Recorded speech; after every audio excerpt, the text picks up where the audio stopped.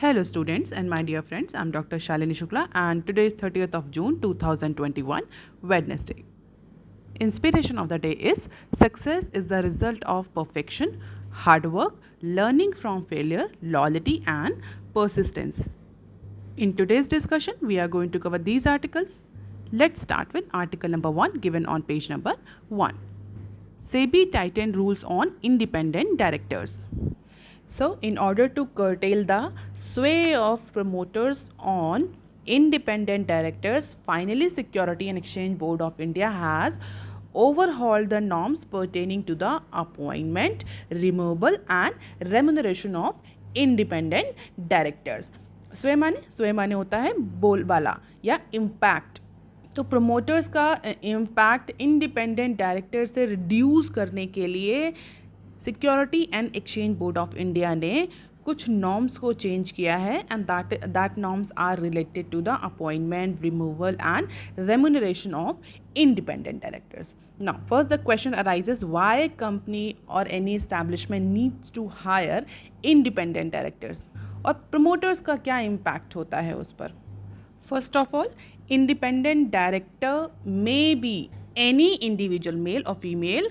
He or she does not have any kind of relationship with the company that may affect the independence of his or her judgment within the company. The term independent directors has been defined in the Act along with the several new requirements that is relating to the appointment, duties, roles and responsibilities of independent directors in Company Act.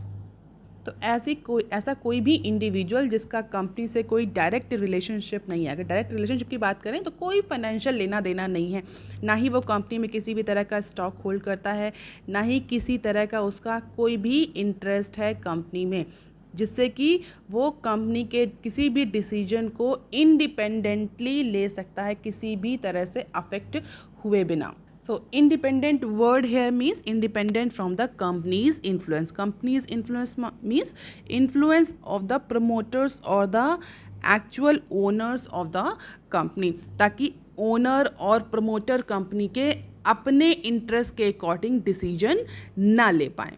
अगर company की बात करें तो company के real owner कौन होते हैं? Company के रियल ओनर होते हैं इक्विटी शेयर होल्डर्स, जो पर्टिकुलर कंपनी के इक्विटी शेयर्स को होल्ड कर रहे होते हैं. अब जाहिर सी बात है किसी भी कंपनी में बहुत सारे शेयर होल्डर्स होते हैं. सारे शेयर होल्डर्स तो बोर्ड ऑफ डायरेक्टर्स में आ नहीं सकते, टॉप मैनेजमेंट में आ नहीं सकते, और हो सकता है कई सारे शेयर होल्डर्स ऐसे भी हों जिनके पास कोई प्रोफेशनल नॉलेज ना हो कंपनी को रन करने की, कोई फाइनेंशियल नॉलेज ना हो कंपनी से रिलेटेड अफेयर्स की. तो क्या होता है, उनके बिहाफ पर प्रोफेशनल्स हायर किए जाते हैं, सीईओ, जीएम, जो कि उन सब के बिहाफ पर डिसीजन लेते हैं कंपनी में. और इसी तरह बोर्ड ऑफ डायरेक्टर्स होते हैं जो कि कुछ इंपॉर्टेंट शेयर होल्डर्स से इलेक्ट करके बोर्ड ऑफ डायरेक्टर्स कॉन्स्टिट्यूट किया जाता है. तो ऐसा ना हो कि ये बोर्ड ऑफ डायरेक्टर्स और टॉप मैनेजमेंट अपने इंटरेस्ट के अकॉर्डिंग कंपनी के डिसीजंस या कंपनी के अफेयर्स से रिलेटेड डिसीजंस को लें.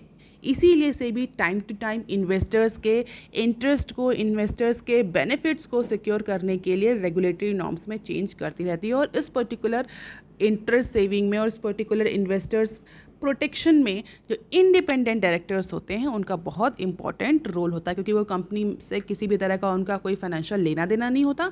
तो जब भी बोर्ड ऑफ डायरेक्टर्स में किसी भी तरह के डिसीजन होते हैं, टॉप मैनेजमेंट में किसी भी तरह के डिसीजन होते हैं, तो जो ये इंडिपेंडेंट डायरेक्टर्स होते हैं ये इंडिपेंडेंटली सोच करके शेयर होल्डर्स के बेनिफिट के अकॉर्डिंग, उनके इंटरेस्ट के अकॉर्डिंग डिसीजन लेते हैं, ना कि किसी इंडिविजुअल प्रमोटर या किसी इंडिविजुअल टॉप मैनेजमेंट एग्जीक्यूटिव के इंटरेस्ट पर.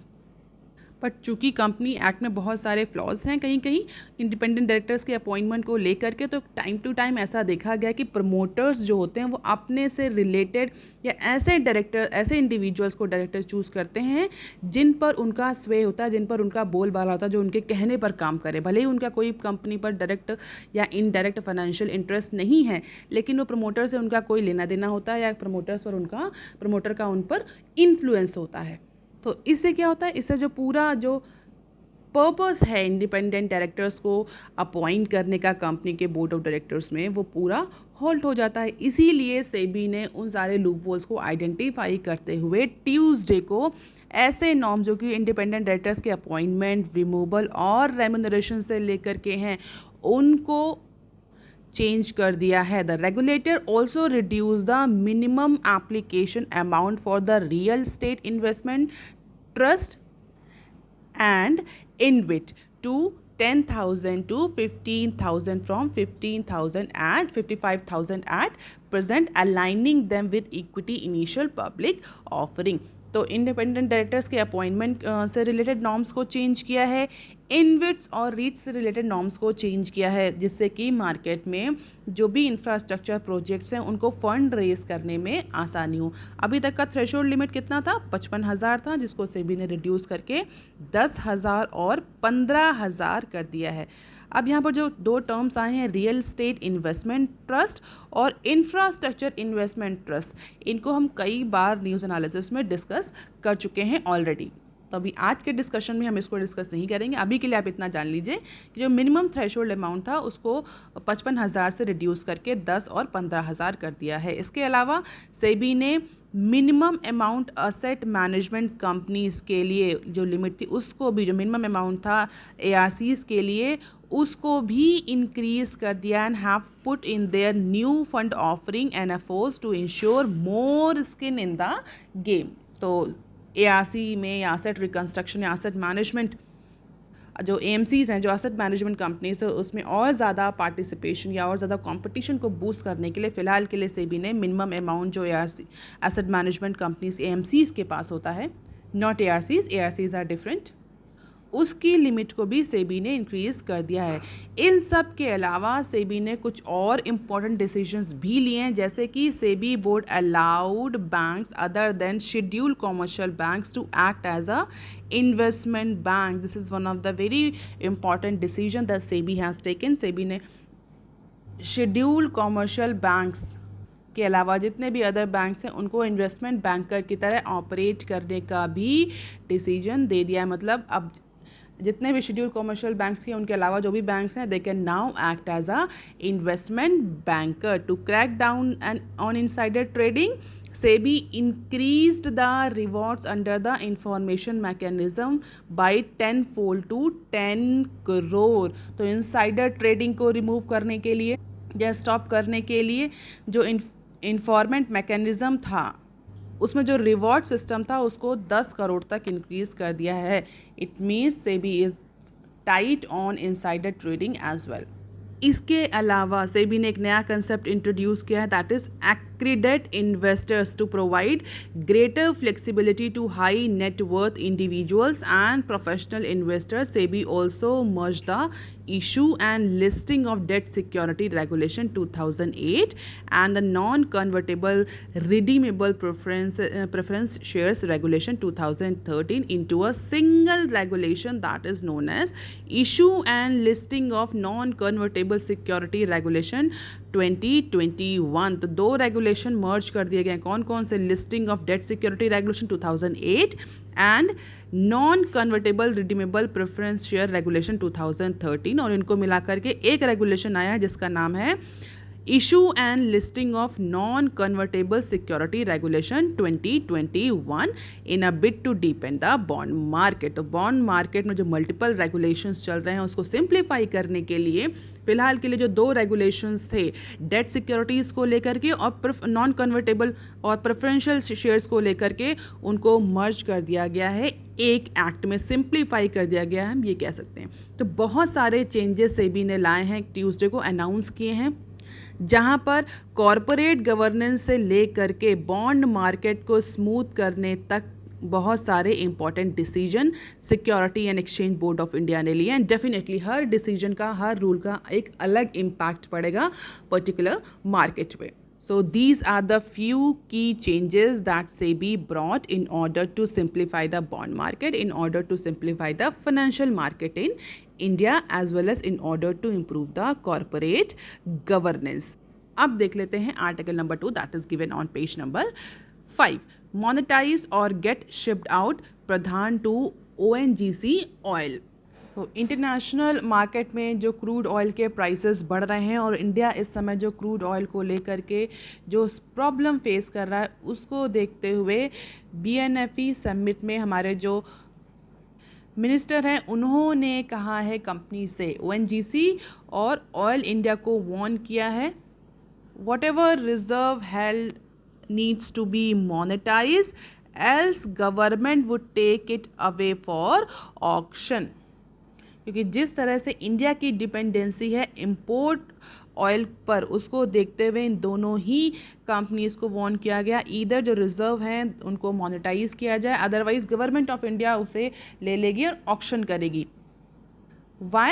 Because state-owned firms cannot sit on any resources for indefinite period of time. Government of India ने या गवर्नमेंट ने पहले भी बोला था कि जो भी रिजर्व्स हैं, जो भी असेट्स हैं जो कि आइडल पड़े हुए हैं, identify them and sell them, convert them into viable projects और वायबल असेट्स.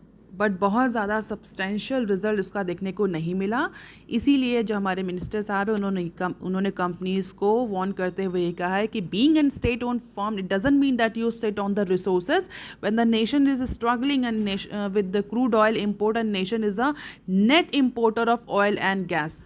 आपको पता है कि कंट्री ऑलरेडी नेट इम्पोर्टर है ऑयल एंड गैस का, इसके बावजूद भी you are sitting on the resources. We have asked them to do two things: do it yourself, produce oil and gases through some joint ventures or through any new business model, and if you cannot do it, just return those reserves, those resources to government of India and government of India will auction it. हमें इतना ज़्यादा import करना पड़ रहा है and you all are sitting on the resources, whatever resources we have related to gas and oil. Government will not permit you to hold resources for indefinite period of time. ऐसा mister Pradhan ने warn किया है state own firm को. Despite India bidding out acreage to private and other companies since 1990s, ONGC and oil holds a sizeable number of acreage for years. और जिस तरह से international market में ऑयल के प्राइजेस बढ़ रहे हैं, it is very challenging for India to cope up with these increasing oil prices. अगर आप डीजल और पेट्रोल की बात करें तो कई सारे स्टेट्स में ये ₹100 पर लीटर का जो मार्क है वो क्रॉस हो चुका है. और India is one of the net importer of crude oil. और उस केस में जबकि कोविड-19 से इतना ज़्यादा अफेक्ट हुए हैं, इकोनॉमिक रिकवरी की सिचुएशन है, उस समय इतना कॉस्टली क्रूड ऑयल अफोर्ड कर पाना इंडिया के लिए एक बहुत बड़ा चैलेंज है. और जिसको लेकर कई बार इंडिया ने जो ऑयल कार्टेल कंट्रीज़ हैं, ऑयल प्रोड्यूसर कंट्रीज़ हैं, उनसे कांटेक्ट भी किया और उनसे कहा भी है कि जो सप्लाई उन्होंने रिस्ट्रिक्ट कर रखी है in order to increase the price of crude oil, उस सप्लाई को इंश्योर किया जाए, सप्लाई को बढ़ाया जाए, जिससे कि जो क्रूड ऑयल के जो कंटिन्यूस प्राइस बढ़ रहे हैं इंटरनेशनल मार्केट में थोड़े से नॉर्मलाइज हो. और इंडिया जैसे कंट्रीज़ जहाँ पर इतना ज़्यादा यूज़ है क्रूड ऑयल का, India is a net importer of crude oil, उसको थोड़ा सा रिलैक्सेशन मिल सके. क्योंकि जिस तरह से क्रूड ऑयल बढ़ रहे हैं इंटरनेशनल मार्केट में, that is very challenging for India. अब देख लेते हैं article number 3 that is given on page number 6. NITI Aayog suggest privatising United India insurance company. आत्मनिर्भर भारत मिशन के तहत, आत्मनिर्भर भारत प्रोग्राम के तहत गवर्नमेंट ऑफ इंडिया ने पब्लिक सेक्टर एंटरप्राइजेस को लेकर के नई पॉलिसी का अनाउंसमेंट किया था. और उस पॉलिसी के तहत बहुत क्लियर था गवर्नमेंट का मोटिव कि गवर्नमेंट उन सारे पब्लिक सेक्टर अंडरटेकिंग्स को प्राइवेटाइज करने जा रही है जहां पर गवर्नमेंट का इंटरवेंशन बहुत ज़्यादा ज़रूरी नहीं है, या जहाँ पर बहुत टाइम से पब्लिक सेक्टर जो अंडरटेकिंग्स हैं they are not generating the enough profit और वायबल प्रॉफिट. तो अब उन सारे सेक्टर से गवर्नमेंट ऑफ इंडिया या उन सारी पब्लिक सेक्टर अंडरटेकिंग से गवर्नमेंट अपना जो इन्वेस्टमेंट है उसको बाहर निकाल लेगी या कि डिसइन्वेस्टमेंट पर जाएगी. और इसी particular new public sector policy के तहत बहुत सारे जो पब्लिक सेक्टर अंडरटेकिंग्स हैं, पब्लिक सेक्टर बैंक्स हैं, उनके प्राइवेटाइजेशन की भी बात कही है. रिसेंटली नीति आयोग ने state owned insurer United India insurance company UIIC के प्राइवेटाइजेशन की भी रिकमेंडेशन दी है. तो policy think tank has suggested that the public sector insurer could be considered for privatisation in banking, insurance and financial services sector which has been classified as strategic in PSE policy said an official. तो strategic sector क्या है? जो भी नई policy आई है public sector policy, उसमें जितने भी गवर्नमेंट के इन्वेस्टमेंट हैं या जितने भी सेक्टर हैं उनको स्ट्रैटेजिक और नॉन स्ट्रैटेजिक सेक्टर में क्लासीफाई किया गया है. स्ट्रैटेजिक और नॉन स्ट्रैटेजिक सेक्टर में, जिसमें गवर्नमेंट ने बहुत क्लैरिफाई किया है, क्लियरली बोलना है कि जो नॉन स्ट्रैटेजिक सेक्टर हैं उस जहाँ पर गवर्नमेंट का नॉन स्ट्रैटेजिक सेक्टर में इन्वेस्टमेंट है वहाँ से तो गवर्नमेंट कम्प्लीटली एग्जिट करेगी. जो भी इन्वेस्टमेंट है उसको सेल कर दिया जाएगा, डिसइन्वेस्टमेंट कर देगी गवर्नमेंट ऑफ इंडिया. जो स्ट्रैटेजिक सेक्टर में इन्वेस्टमेंट हैं उसमें से भी कुछ ही रखेंगे, जो मैक्सिमम है उनको डाइवर्स कर, जो मल्टीप्लिसिटी ऑफ इन्वेस्टमेंट जो है उसको चैनलाइज किया जाएगा. कई सारे जो ऐसे इन्वेस्टमेंट है कई जगह पर रिपीटेड हैं, डुप्लीकेट हैं, तो वहाँ से गवर्नमेंट अपने इन्वेस्टमेंट स्ट्रैटेजिक सेक्टर में भी गवर्नमेंट अपने इन्वेस्टमेंट को हटाएगी या डिसइन्वेस्टमेंट के लिए जाएगी. तो जिसमें फाइनेंशियल सेक्टर, इंश्योरेंस और बैंकिंग को स्ट्रैटेजिक की लिस्ट में क्लासीफाई किया गया था, लेकिन गवर्नमेंट ने बहुत क्लियर कर दिया कि जो बैंक्स को जो 21 और जो 20 पब्लिक सेक्टर अंडरटेकिंग्स या PSB से पब्लिक सेक्टर बैंक्स हैं उनमें से केवल 5 या 6 ही गवर्नमेंट रखेगी एज अ स्ट्रैटेजिक बैंक, और बाकी जगहों पर जहां गवर्नमेंट का बाकी जिस बैंक में गवर्नमेंट का इन्वेस्टमेंट है वहां से गवर्नमेंट अपना इन्वेस्टमेंट वापस ले लेगी या डिसइन्वेस्टमेंट पर जाएगी. उसी पर्टिकुलर सेक्टर के तहत यूनाइटेड इंडिया इंश्योरेंस कंपनी को भी क्लासीफाई किया गया है. It is also considered under one of the investment by government of India in strategic sector.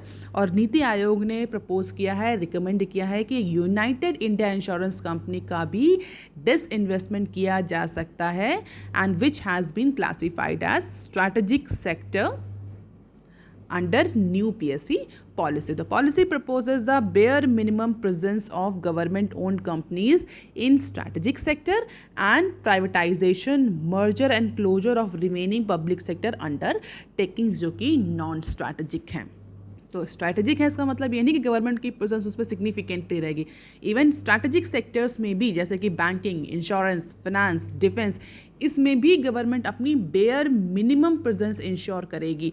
तो जो भी अननेसेसरी का इन्वेस्टमेंट गवर्नमेंट को लगता है या गवर्नमेंट को लगता है कि ऐसा इन्वेस्टमेंट जो कि टैप है कई सारे सालों, कई ईयर्स से, मैनी ईयर्स से टैप है बट कोई भी प्रॉफिट जनरेट नहीं कर रहा, तो उन सारे इन्वेस्टमेंट में government is all set to go for disinvestment. And this recommendation by Niti Aayog is in line with the announcement made by Finance Minister Nirmala Sitharaman in the Union Budget that one insurance company and 2 public sector banks will be privatized this year.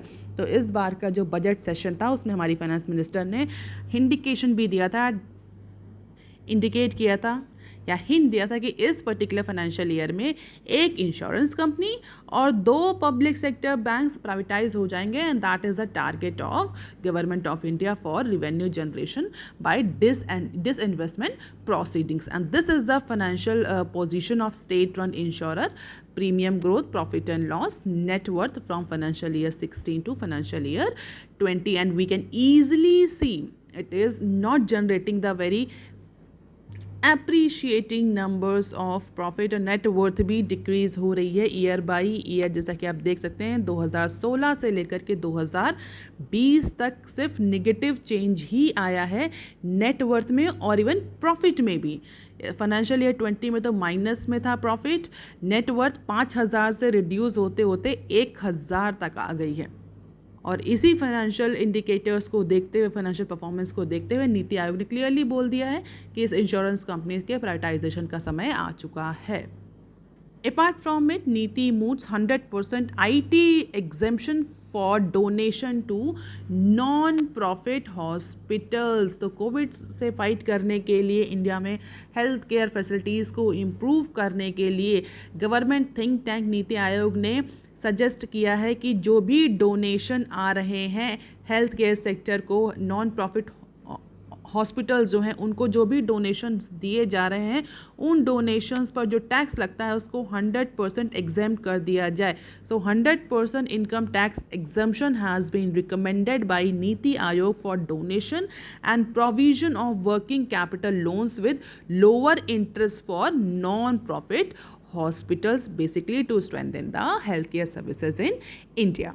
तो एक report publish करी है नीति आयोग की, जिसमें not for profit hospital model in India के नाम से ये रिपोर्ट पब्लिश हुई, और इसमें ईजी लोन की बात कही गई है, लोअर इंटरेस्ट रेट की बात कही गई है, जो डोनेशंस हैं उस पर 100% इनकम टैक्स के एग्जेम्पशन की बात कही। इस तरह के कई सारे सजेशन दिए हैं नीति आयोग ने in order to strengthen the health care services in India, जिससे कि कोविड जैसी अगर महामारी दोबारा से आए तो इंडिया के पास प्रॉपर हेल्थ केयर इंफ्रास्ट्रक्चर रहे उससे निपटने के लिए। अब देख लेते हैं some other news clips. RIL ADNOC tie up for chemical unit. So Reliance Industry and Abu Dhabi National Oil Company have signed an agreement to set up the new petrochemical complex in Abu Dhabi to produce the chloralkali ethylene dichloride and PVC। तो PVC को produce करने के लिए दोनों ही companies ने नई chemical unit के लिए एग्रीमेंट साइन किया है, हम कह सकते हैं जॉइंट वेंचर कर दिया है। And under the terms of agreement this integrated plan will have the capacity to produce approximately 940 tons of chloralkali and 1.1 million tons of ethylene dichloride and 360,000 tons of PVC annually। Basically ये जो जितने भी chemical हैं ये water treatment के लिए use किए जाते हैं, manufacturing of textile and metals में यूज़ किए जाते हैं, PVC प्रोड्यूस करने में यूज़ किया था। तो इन टोटल ये जो भी केमिकल में टाई अप किया है रिलायंस ने, इसका use housing, infrastructure, consumer goods में जो भी बाई प्रोडक्ट्स होते हैं, रॉ मटेरियल्स होते हैं, उनमें इनको यूज़ किया जाएगा। सो ये हम ये कह सकते हैं बैकवर्ड इंटीग्रेशन है बाई रिलायंस। अब देख लेते हैं next clip. Cipla gets DCGI nod to import Moderna vaccine. So on Tuesday India gets approval for 4th COVID-19 vaccine, that is Moderna mRNA 1273। और मॉडर्ना को इंटरनेशनल रेगुलेटर के थ्रू भी approval मिल चुका है। तो now Cipla is going to import this particular Moderna vaccine for COVID-19 vaccination. अगर efficacy की रेट की बात करें तो 94.1% का एफिकेसी रेट है मॉडर्ना का। 2 शॉट्स दिए जाने हैं 28 डेज़ के डिफरेंस में। स्टोरेज भी उसका कोल्ड स्टोरेज होगा, -25 to -15 डिग्री सेल्सियस पर इसका स्टोरेज होना है। और फर्स्ट स्लॉट में अप्रॉक्सीमेटली 50 मिलियन डोजेज जो हैं वो इम्पोर्ट होंगी।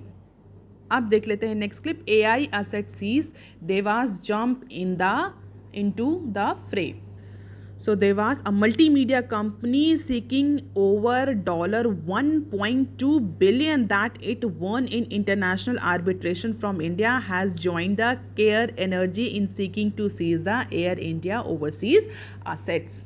तो केन की तरह अब देवास मल्टीमीडिया कंपनी भी एयर इंडिया के असेट्स, ओवरसीज असेट्स को सीज करने की रेस में जंप कर गया है, calling the flagship airlines as the alter ego of Indian state and therefore liable for the sovereign debt. Devas filed a petition in New York asking Air India to pay the amount or forfeited its US property including the planes, cargo handling equipments and artwork। तो अब air India पर सारा बवंडर फूट रहा है। और इस तरह के लिटिगेशन से, इस तरह के केसेस से, पिटीशन से क्या होगा कि जो लंबे टाइम से मच डिलेड प्लान चला आ रहा है एयर इंडिया, जो इन डेट लॉस मेकिंग कैरियर है उसको सेल करने का, वो प्रोसेस फिर से डिले होगी, फिर से थ्रेटन होगी और India's image and investment destination will also be hampered. तो देवास और केएन दोनों ही अब एयर इंडिया के जो ओवरसीज असेट्स हैं उनको सीज करने की बात करी। और देवास ने तो यहाँ तक बोला है कि it is this flagship is an alter ego of Indian state.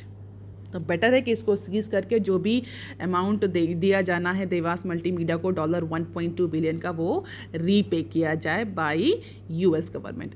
अब देख लेते हैं next clip. E way bill generation picks up pace in June. तो फाइनली जून और अप्रैल और मई में रिड्यूस होने के बाद में जून में फिर से ई-वे बिल जो हैं उनका जनरेशन बढ़ गया है। And this indicating the increased goods movement from one state to another state. अगर हम पिछले 2 मंथ्स का डेटा देखें तो मार्च में इट वाज हाईएस्ट, बट मार्च के बाद अप्रैल में और मई में it was continuously decreasing. E way bill generation जो था वो कंटिन्यूसली डिक्रीज हो रहा था, लेकिन अब जून में फिर से इसने पिकअप शुरू कर दिया है। और उसका सीधा अगर आप अलाइनमेंट देखें तो इन डिक्रीजिंग जो कोविड-19 केसेस हैं उनकी वजह से अब इकोनॉमिक एक्टिविटीज़ रिज्यूम हो रही हैं, इकोनॉमी में कुछ सर्टेनिटी आ रही है, जिसकी वजह से गुड्स का मूवमेंट भी इनिशिएट हो चुका है, डिमांड भी थोड़ी पिकअप हुई है। जो स्टेट वाइज लॉकडाउन लगे हुए थे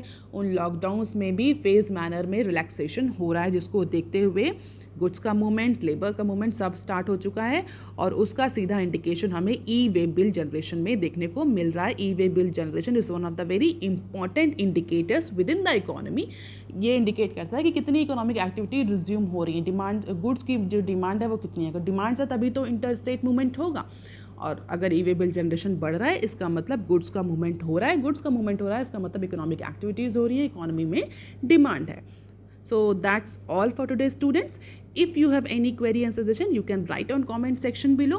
If you want lecture PDF, you can join my Telegram channel. You can also follow me on other social media platform. Please like, share and subscribe. Thank you.